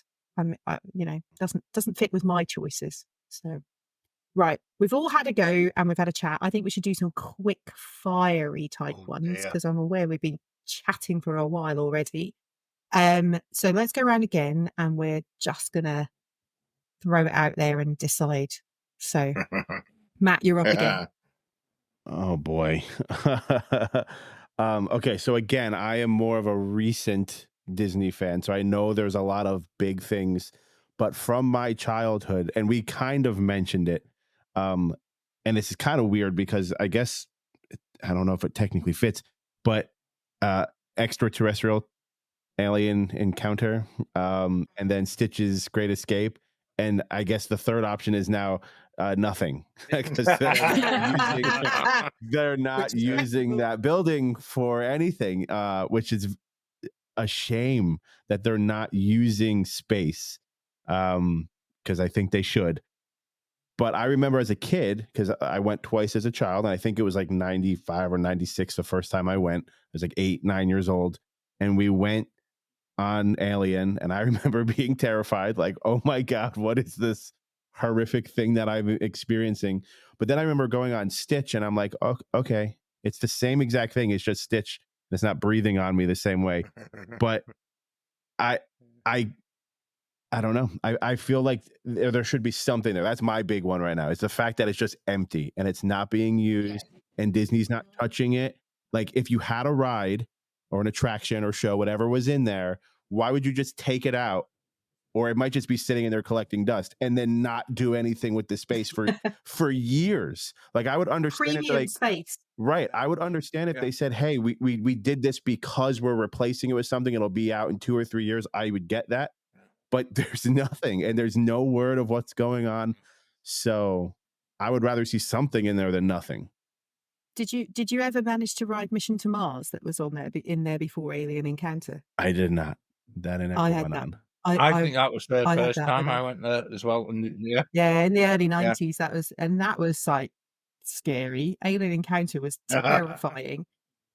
I mean, like as a child or a teenager, it was really horrible. And you know, those things and the back of your neck and then Stitch was just special. So I don't really know how to describe You're being Stitch. Special. I think it's a great selection, Matt. And I think as well, you think about the rumours that have gone on probably for a number of years now about putting like a Wreck-It Ralph thing in there. Anything is better than nothing, even if it was IP based, and it was. I'm surprised I haven't opened it up and just put a food kiosk in. Well, yeah, it's really don't weird. speak just too to soon, have. Ben. It'll probably be there next summer. That'll be it. Those cabanas will be back, but they'll be in Yeah. Just make it a Air conditioning at character, least. a character meet and greet. I'm surprised they haven't put a store. Like they like to sell stuff and have gift shops. Just put anything in there. I got the opportunity to speak with a gentleman named Jerry Reese, who was the guy that basically created that ride, that attraction, the Aliens. And he said he loves the ride, but he was not a fan of the fact that they put it in Magic Kingdom. He's like, if it was over in Hollywood Studios, it'd probably still be open to this day. Because it would fit. Which I agree with. Yeah. Right, because it would fit. So even like the Imagineer who built it was like, it doesn't really fit. So I understand why it had to change. But again, just don't leave it empty. Yeah. Just it's I don't know. Another thing for Launch Bay. How many things have we lined up to go into? There's a lot of Just saying, space over Disney. there. Yeah. Yeah, right. Becca, what's your quick five? Tarzan Rocks versus Finding Nemo the musical. I never did Ooh. Tarzan Rocks. Have you seen the videos of it? It was a good show. So mostly I'm interested in your opinions for it. Because So- I did like Finding Nemo. I would probably say Tarzan because I prefer the music to Finding Nemo, but that's just the music from Tarzan's incredible. Can't go wrong with Phil Collins. That's it. And I'm sure Elton John made a lot of money from the use of his tunes. But yeah, do you know what? I think the original Finding Nemo the musical was probably the better. But the Tarzan Rocks show was probably certainly I did the Tarzan. I saw the Tarzan show in Disneyland Paris several times, and I think the one in Animal Kingdom was probably better than that, which is saying something to. I seem to remember though, for Tarzan Rocks, the theatre wasn't quite the same either, and so when it came to Finding Nemo, the actual theatre itself had been upgraded. Yeah. So yeah, definitely. that made a massive difference, because if you think you're in certainly middle of August, that does sort of impact massively that you got an indoor and air conditioned auditorium. Go on, Ben. Where are Okay, you heading? Magic Kingdom, and it's going to be something that's not on the list, and it's Wishes, Happily Ever After, and Enchantment. Oh, you can't do that. Oh, yes, I can. That could be a whole show all of its own, Ben. I think that's it. Don't be giving John ideas about going for the nighttime playhouse with it. Happily Ever My After. goodness. But I love the progress of like Wishes. When we saw Wishes for the last time, then the day later we saw Happily Ever After. It's the emotional attachment. I know you Yeah, I have a huge emotional attachment to for Wishes. Wishes, but But I do love Happily Ever After. But Wishes. Wish. I agree with Becca. Wishes is my thing. I'm okay with Happily Ever After, but Wishes is my show, and I want nothing to do with Enchanted. I liked Wishes as well. I will say the one thing I liked about it might have been Happily Ever After that started it, but I know Enchanted did it. All the projections on the buildings on Main Street, how they Main added Street, that. yeah. So I love that idea. So I don't know if that was Enchantment or not, but if they took that and then they put it with Wishes, I would love that, because it just adds something. Like if you're standing all the way at the other end of Main Street and you're looking down, right, the projection of the castle is beautiful and the fireworks are beautiful, but to see it all on Main Street as well would really like bring the whole thing together. So I'll say Wishes, but with the building projections of Enchantment. I feel like we're saying what needs to come back is Illuminations and Wishes. Thank you very much. Mm-hmm. And if you can somehow encompass the Osborne lights into that, Oh, that would be I know. There you go. I kind of know what it is that I prefer about Wishes, apart from the emotional attachment. I'm sure, so I can see it all. Whereas with the When you've got casting the projections, if I'm projections. far back and there are people in front of me, I can't see what's going on. I miss half the show. I still think them adding the projections onto Main Street from Enchantment and the latest version of Happily Ever After, I think is brilliant. I think they should have done it a long time ago. It helps because it but makes it's it not even a bit more inclusive. complete. Yeah, But it's got to be Wishes. I mean, Yeah. as you know, there's one of those I've never seen, and it's not Enchantment or Wishes. Just I saying. still can't believe Uh, Clay. And you need to make that change. I know, it's just one of those things. I've never seen Happily Ever After. Claire's so I not very don't good think- with nighttime shows. I'm not good with crowds, and I'm not good with people. It's only in the last couple of years you've watched We've Fantastic. noticed. Yeah. It is. Yeah, it is. And I did see Enchantment, and I actually really loved it. But it was because I was stood halfway up Main Street, and that whole bang, the whole street's lit up was really overwhelming, actually. But Wishes, Claire, it's just if you're not a fan of the crowds and the people, our favorite spot to watch the Magic Kingdom fireworks are from the DVC lounge on top of Bay Lake Tower. They pump the music in. It's quiet. There's a lounge right there. You can grab a drink and enjoy the show without the huge crowd. So there you go. That's great. Next person who's there in the DVC could take me, because that's something I don't have, unfortunately. Come in September, Claire. Or if you do something different, September, October. you go Go to the and beach or something, maybe. No, what Holly. you do is you go on Big Thunder Mountain during the fireworks. No, but you can't see. It doesn't help you in same Main tip. Street with the projection. No, but it's an experience to see fireworks Yeah. while you're on a roller Yeah, coaster. it is. Can I also just say about wishes as well, because it kind of goes back to the illuminations bit. It's the music, and it's the unique music. And I was having this same discussion with my kids last week, and we were talking about exactly this, and it was more down the fact that with wishes, less was actually more, and I think that for me was something that, yeah, you can have that big massive visual of all the things that are happening with the lighting and all the things that are being projected on the castle, but actually when you just had fireworks and then just this music in your ears, it was actually more, and it actually meant more because it was completely heartbreakingly beautiful. And I think that's the bit that gets me every time with Wishes. It was just such a simple fireworks show, but just beautifully. As soon as the child starts singing, Oh dear me! We're Yeah. watching Yeah. music. I'm feeling it now. I really am. That's it. okay, John, I'm going to come to you next for your quick. Oh no, I've got the order wrong. It is Krystle. It's your turn for your quick fire. Artist Point. Yes, I'm so glad you said that. It Artist was on my Point. list. Okay, good. I'm so glad. So Artist Point original or Artist Point with the storybook. What is it? Snow White is over there. Yes, Hmm. I know. No. Have you been to both? Have you done the storybook dining? Boycotting. Yeah, me too. I can't bring myself to even go down to the restaurant. I can't walk past Territory Lounge. I've never done either and have no desire to go and do Storybook. I might have done it if it was still Artist Point. Yeah, it was on our list. We just Oh, never got around to yeah. doing it. Artist Point was the best restaurant on all property. It was Honestly. good. The menu It's was different, and the menu changed like seasonally, so you got like different opportunities to try dishes you couldn't get anywhere else. Storybook dining, when we looked at the menu, we're like, I don't really want much of what's on there, and it doesn't change. It's Especially in August. You don't want most. Oh, yeah. It's essentially just the same thing all the time. So it's really only if you want to go see the character.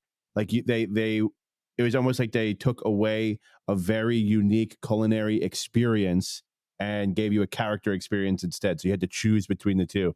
And I think they dropped the ball on it because that culinary experience was unlike anything else you got anywhere on property. I didn't realize there was a backstory to Artist Point for a long time in terms of the way that the whole of Wilderness Lodge was created, and it was all booked around this Silver Creek lodge. And originally people used to get a newspaper about Silver Creek, and then Artist Point was the person who had designed the all the stuff, and that was their imagery of the the different areas of America, and that great big mural that you saw with when the history is like, it all makes sense.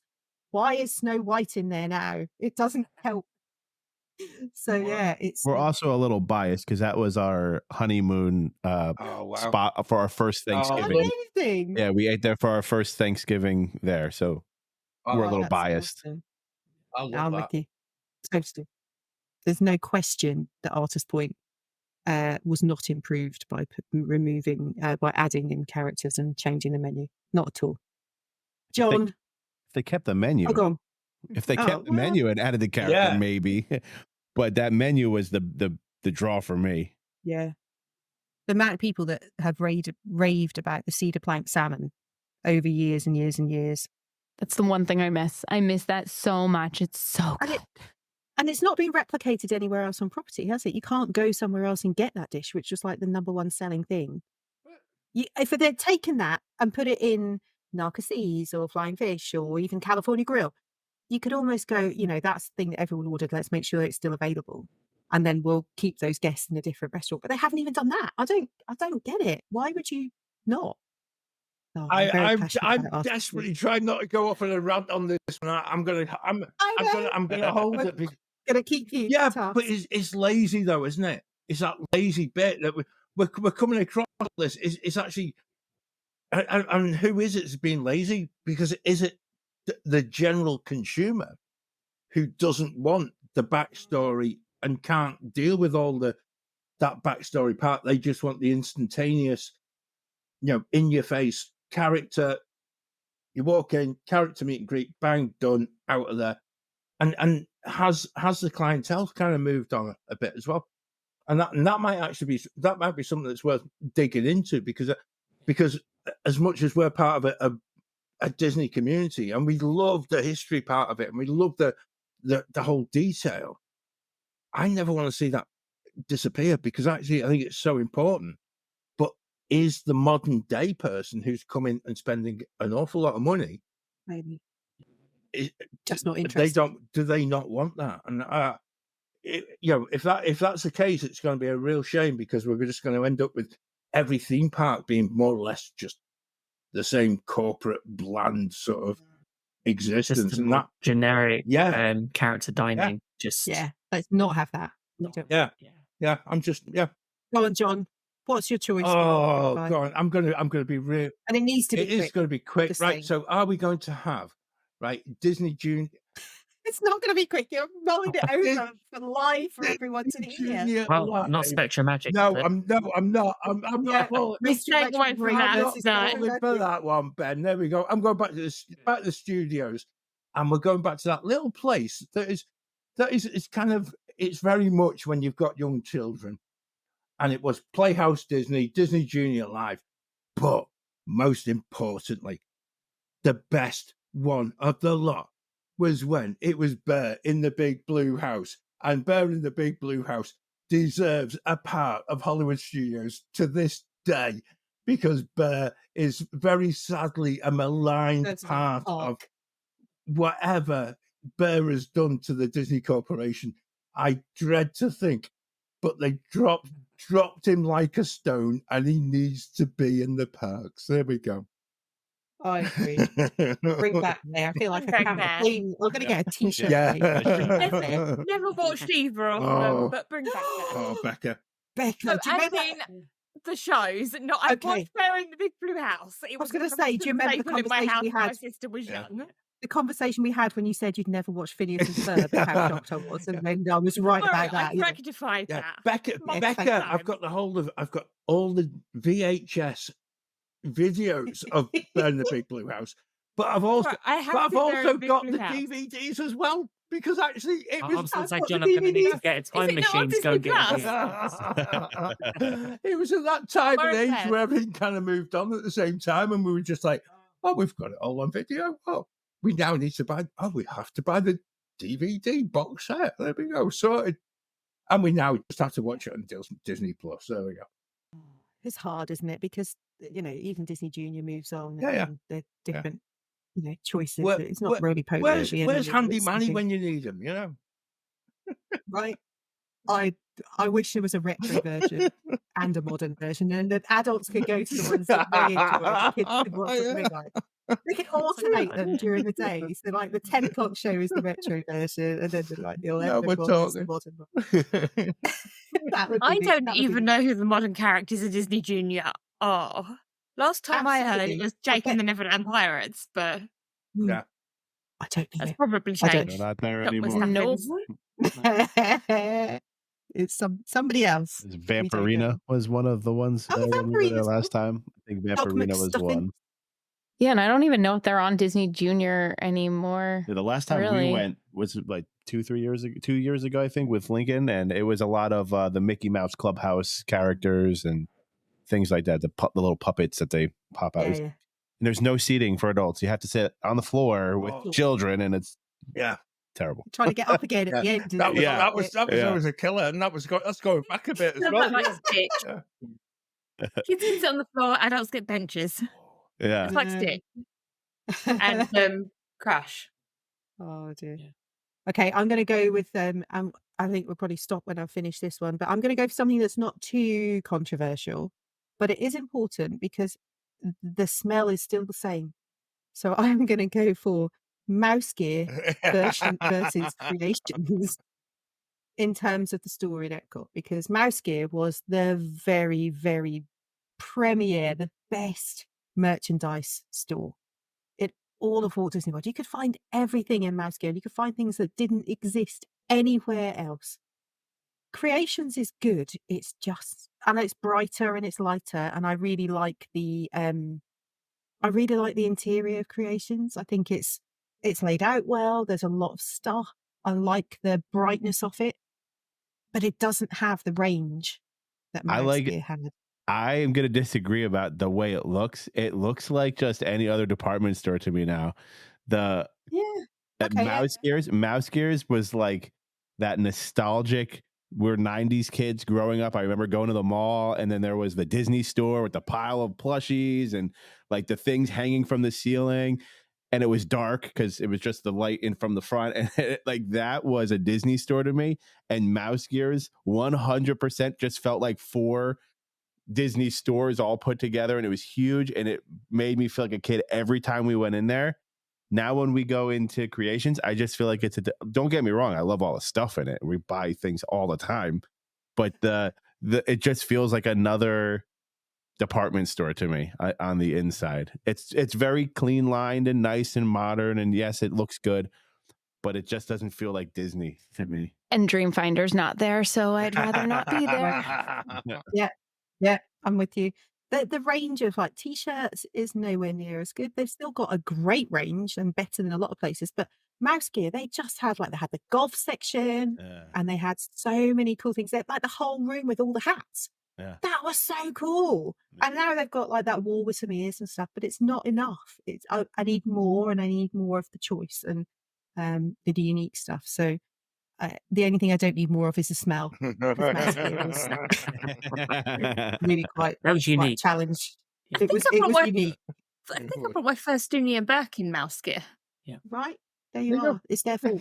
Claire, can I quickly do something with yours? Of course. So here, and I know this is like another one I'm throwing in, but I like the old way Disney you would only be able to find certain merch in certain stores, and now you could just find everything everywhere, and I hate that. I loved having to hunt or go to like a certain store. Like, this is the only place I could get this from. Absolutely. Like, you just reminded me of that, because Creations has everything. Like, I could get Marvel stuff. I could get this from the Emporium or Animal Kingdom. I loved how it used to be separate. And then you'd have to go to Disney Springs or World downtown Disney at the World of Disney on your last day if you forgot anything, because it was the only other place that you could possibly find it. everything. So And that goes back to the whole, if you're in Disney and you see something you want to buy, just buy it. Don't go, oh, I'll come back for it or I'll get it somewhere else. Now you can do that at some places, but that for me in the back of my mind is like, because of exactly that you can only get it in certain places. So that kitchen shops where Memento Mori is now, that used to have the coolest stuff, and you couldn't get any of that stuff anywhere else. And I'm just throwing in some cheeky giveaways. I just like they did one year. They did an app for Shop Disney, but it was more Disney World based. So it's like if you couldn't find something, you could look on the app and it would tell you what store it was in. Great. They should totally do that. But then Oh no, you get everything everywhere. They got rid of that. Yeah. I remember you used to hunt on it that all might the time. still be on my phone. I might be refusing to delete an app that doesn't actually exist anymore, but Oh, love it. I love that. I like how passionate you are about it, Krystle. And you're just like, no, I'm not going to Artist Point. I'm not removing that. I'm sticking with how I feel.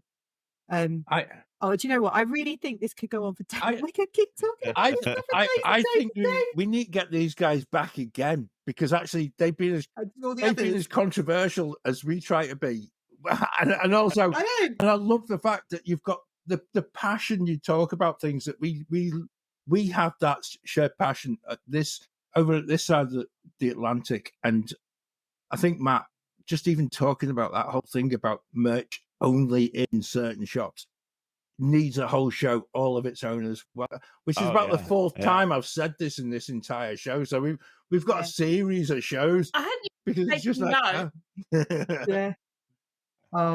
we didn't even touch on Sorcerer's Hat. No hat. Coming soon to another show. I think that's it. But we could just keep chatting about this stuff for days. I think we got through maybe a third of the list that I've created. So there's definitely more to talk about in the future. But it has been amazing having you with us, Matt and Krystle. Thank you so much. I would love to give you this opportunity just to tell everyone who's listening where they can find you on socials, where your podcast is, and what's coming up. Sure. Yeah. So Married to a Disney Addict is everything on Facebook and Instagram. That's where we're most active on socials. We have a website, marriedtoadisneyaddict.com. That's the name of the podcast. You can find us on Spotify and Apple and all the major podcast platforms. We have links, to all that stuff as well. And you mentioned Raising Disney Addicts. That one slowed down a little bit. That's me and my son Lincoln. We call that a mini podcast because his attention span's about that 15 to 20 minute range, and we talk about things he likes. So he wants to ramp that up again. We put a show out every week. We try, and it's just us talking, kind of like you guys, just having fun and talking with other Disney fans about really whatever we want to talk about. It's amazing. And you're on Facebook. And so, I know that you're quite active and really pleased to have lots of interaction. And I've been part of that community for a while now, and it's lovely. And everyone's very kind, very pleasant. And it's another happy place to be part of that Disney community together. So thank you. And thank you for joining us tonight. I know that it's never easy to get schedules together over the Atlantic. So appreciate that definitely. Thank you so much for having us. This was so much fun. Yeah, we had applause. Thank you. You've got an open invitation to join us in the future, of course. Thank you. And obviously for those listening, if it's the first time you're listening to the Great British Mickey Waffle, you can find us at Great British Mickey Waffle or GB. Oh, Ben, help me out. At GB Mickey Waffle, even. Oh my goodness, I've butchered that. At gbmickeywaffle.com. For our website, at GB Mickey Waffle on all socials, on TikTok, on Threads, on X, I'm remembering them, Instagram, Facebook, everywhere you can find GB Mickey Waffle. Come and join us in the Wafflers Arms, which is our virtual UK pub. Drinks, you have to bring your own, I'm afraid. But we are very warm welcome to everyone who joins us there, and there's lots of chat and discussion. Future shows, 1st of April show in a couple of weeks' time, we will be chatting about something fascinating yet to be decided. Just saying, at this point. I think we have decided it. I just think none of us can remember what it is. I love how you all rescued me with that. Thanks very much, guys. Do you know what? I know what it's about. Yes. Disney Vacation Club. There we go. Yeah. Perfect. See, that's why you blanked out your mind, Claire, because you're not one. Yeah. I think the other thing as well, though, Claire, it's the type of show it's going to cost us, isn't it? It's just like, I'm going to start saving up for the 1st of April show. That's it. Right. John, speak to your bank manager. I know. Again. I think it's an April Fool's again. But you can also join us every Wednesday night on YouTube at 8:30 UK time, which is 3:30 Eastern. Currently, although we've got a bit of funny things with daylight savings going on in a couple of weeks' time, so just check the timings if it's somewhere around the end of March. And we're at 8:30 on a Wednesday. We have Wafflers Wednesday, where we try and stick gallantly to one topic for a full hour. We never succeed, but join us in the chat. We love it. We love interacting with everyone, and it's lots of fun. So thank you, everyone, for joining tonight. I have had such a great time recording this show. I can't wait to have Matt and Krystle back with us again. Thanks Matt and Krystle. It's just been an absolute pleasure getting to know you as well. I've managed to get through a show without misbehaving too much. Ben, I didn't swear once. I was going to say it makes a change. I know. I've been so well behaved. That's me probably off the hook for the next episode, hopefully. But thank you, everyone, for listening. Join us again on future shows. Go back and listen to all of our episodes. Maybe not the first couple. I wouldn't advise that. But go back and have a listen to our previous shows. They're all available on your podcast provider of choice, and they're all on YouTube as well. So all that's left to say is thanks very much to Matt and Krystle from Married to a Disney Addict. Ben, Becca, John, it has been an awesome evening recording this. Certainly has. And we'll see you soon. We'll see you real soon.